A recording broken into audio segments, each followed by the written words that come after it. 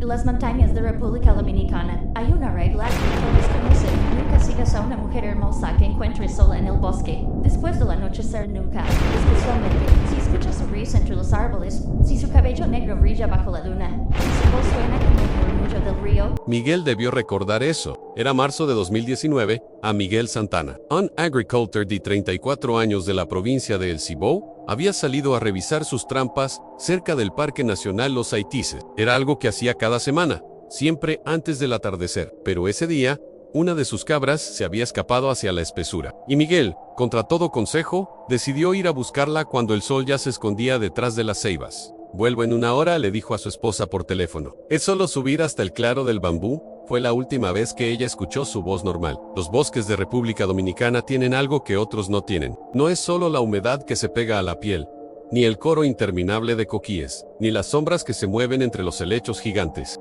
Es algo más antiguo, algo que estaba ahí antes de que llegaran los españoles, antes de que los taínos le dieran nombre a las montañas. Algo que nunca se fue. Los ancianos del pueblo lo saben.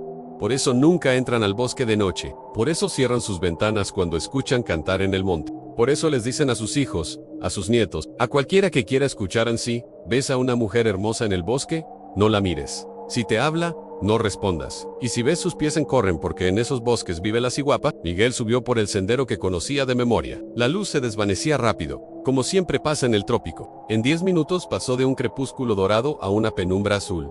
Las cigarras empezaron su sinfonía nocturna. El aire se volvió más espeso, más dulce. Olía a tierra mojada y a flores que solo abren de noche. Encontró a la cabra junto a un arroyo, pastando tranquila como si nada. Pero cuando Miguel se acercó para atarla, la cabra levantó la cabeza bruscamente. Sus ojos se abrieron enormes, y salió corriendo en dirección contraria, hacia lo más profundo del bosque. Maldita sea. Miguel la siguió, abriéndose paso entre las ramas. Fue entonces cuando la escuchó, en una risa, suave, musical, casi infantil. Venía de algún lugar entre los árboles, pero era imposible saber exactamente de dónde. El sonido rebotaba en los troncos, se mezclaba con el murmullo del agua.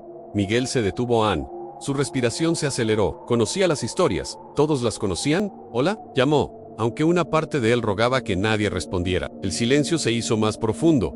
Hasta las cigarras callaron. Y entonces, la vio, entre dos bambúes gigantes, iluminada por un rayo de luna que se filtraba entre las hojas. Había una mujer. Era joven, quizás de 20 años. Su piel era del color de la canela. Su cabello negro caía en cascada hasta su cintura, tan largo que parecía fundirse con las sombras. Llevaba algo que parecía un vestido hecho de hojas y lianas. O quizás, no llevaba nada, y era solo la forma en que la luz jugaba con su piel. Era hermosa, imposiblemente hermosa. Ella sonrió, y Miguel, Dios lo perdone, sonrió de vuelta. «Me perdí», dijo ella con una voz como miel.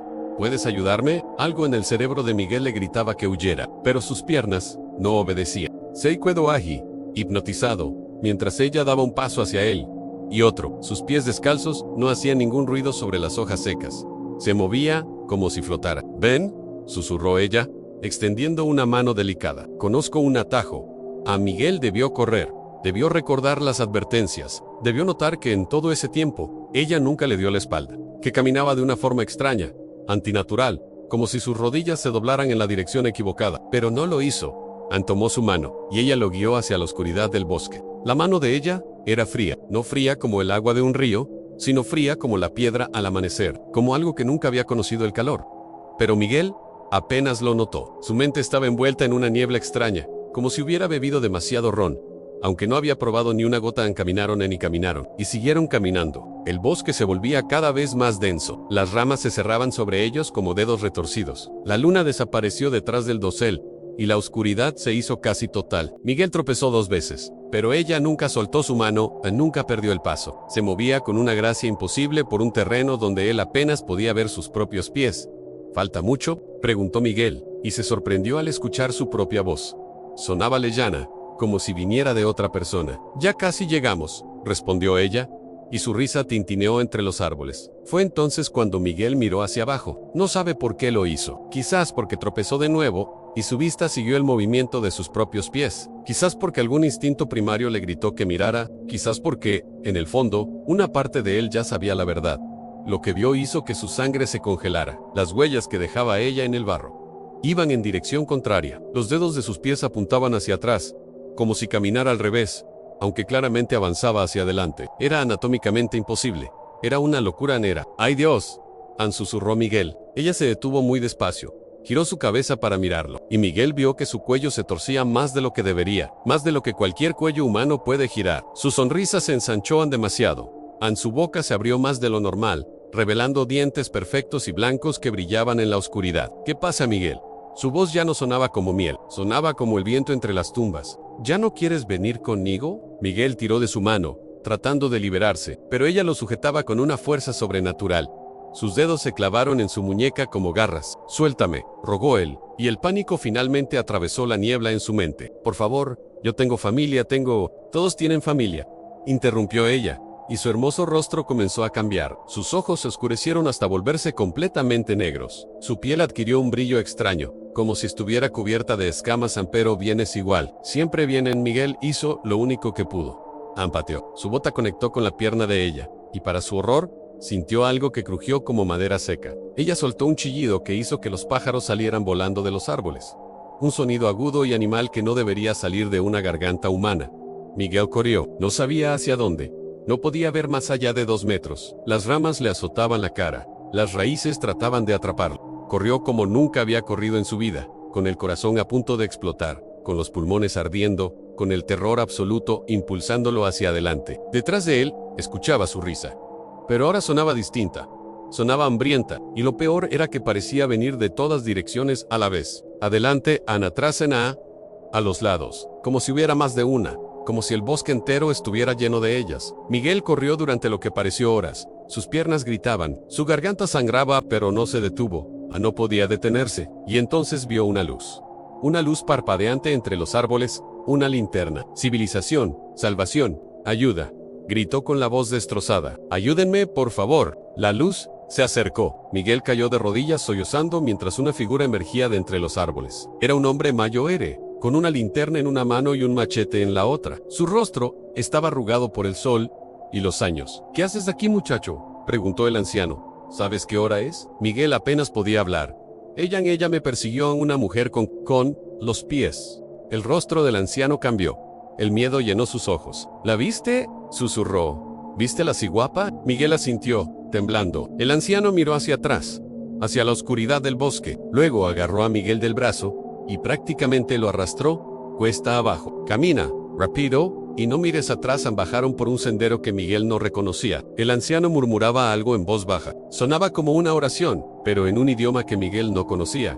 ¿Taíno? ¿Algo más viejo? Tardaron 1 hora en llegar al pueblo. 1 hora durante la cual Miguel escuchó, una y otra vez, esa risa entre los árboles. 1 hora durante la cual sintió ojos invisibles, siguiendo cada uno de sus movimientos. 1 hora durante la cual el anciano no soltó su machete ni por un segundo. Cuando finalmente vieron las primeras luces del pueblo, Miguel casi lloró de alivio. El anciano lo llevó directamente a su casa, donde su esposa esperaba en el portal, con el rostro descompuesto por la preocupación.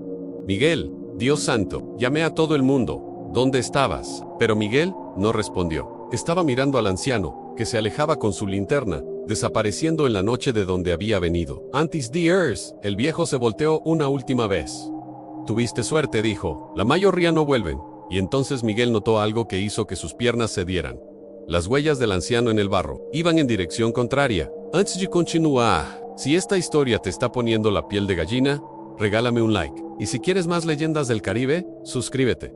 Porque lo que Miguel descubrió después es lo que más aterra de esta leyenda. Miguel despertó en su cama 3 días después. No recuerda cómo llegó ahí. Su esposa le contó que entró a la casa tambaleándose, con los ojos vidriosos, murmurando cosas sin sentido sobre mujeres hermosas y pies al revés. Cayó en una fiebre que lo mantuvo delirando durante 2 días completos. Gritaba nombres que nadie conocía. Hablaba en un idioma que ningún médico pudo identificar. Cada noche, exactamente a las 3:33 de la madrugada, se sentaba en la cama y reía con una voz que no era la suya. Cuando finalmente volvió en sí, Miguel era otro hombre, más delgado, más pálido, con algo extraño en la mirada. ¿Qué pasó en el bosque?, le preguntó su esposa, con las manos temblorosas. Miguel tardó mucho en responder. Cuando lo hizo, su voz sonaba hueca. No lo sé, no puedo recordar. Pero era mentira. Si recordaba, recordaba la mano fría de ella en la suya, recordaba sus ojos negros. Recordaba el momento en que vio sus pies. ¿Y recordaba algo más? algo que sucedió después de que el anciano lo llevara al pueblo, algo que no le había contado a nadie, algo que nunca contaría. Durante esa hora de caminata, mientras bajaban del bosque, Miguel había mirado al anciano a los ojos, y por una fracción de segundo, la luz de la linterna lo iluminó desde abajo, y Miguel vio que el anciano no proyectaba sombra, no había nada detrás de él, aunque la linterna debería haber creado una sombra clara contra los árboles. El anciano no era un anciano, era ella, siempre había sido ella. La ciguapa lo había perseguido, lo había aterrorizado, lo había dejado correr, y luego se había disfrazado para salvarlo. Todo había sido un juego cruel para alimentarse de su miedo, de su esperanza, de su desesperación final cuando comprendió la verdad. Y aún así, lo había dejado ir. ¿Por qué? Miguel nunca volvió al bosque, vendió su tierra. Se mudó a Santo Domingo con su familia. Consiguió un trabajo en una oficina, bajo luces fluorescentes, rodeado de concreto y vidrio, lo más lejos del bosque que pudo estar. Pero hay noches, cuando la luna está llena, en que Miguel despierta con el corazón acelerado. Noches en que siente una mano fría posarse sobre su hombro. Noches en que escucha una risa suave justo detrás de él. Noches en que, por el rabillo del ojo, ve una silueta de cabello largo parada junto a su ventana del 10º piso. Y en esas noches, Miguel no puede evitar preguntarse, ¿la dejó ir ella? ¿O la dejó entrar él? La ciguapa es una de las leyendas más antiguas de República Dominicana. Los taínos ya hablaban de estas criaturas antes de la colonización, mujeres hermosas con pies invertidos que habitan las montañas y seducen a hombres solitarios. Algunos dicen que son espíritus de la naturaleza protegiendo el bosque. Otros, que son almas en pena de mujeres que murieron de forma violenta. Pero lo que nadie discute es esto. En las zonas rurales de República Dominicana, todavía hay hombres que desaparecen en los bosques. Todavía hay búsquedas que terminan encontrando solo una cosa: huellas que van en dirección contraria. Miguel Santana vive hoy en Santo Domingo. Trabaja en una oficina. Tiene 2 hijos. Una vida normal. Pero si lo miras a los ojos, algo no encaja. Hay algo en su mirada que no debería estar ahí. Algo salvaje.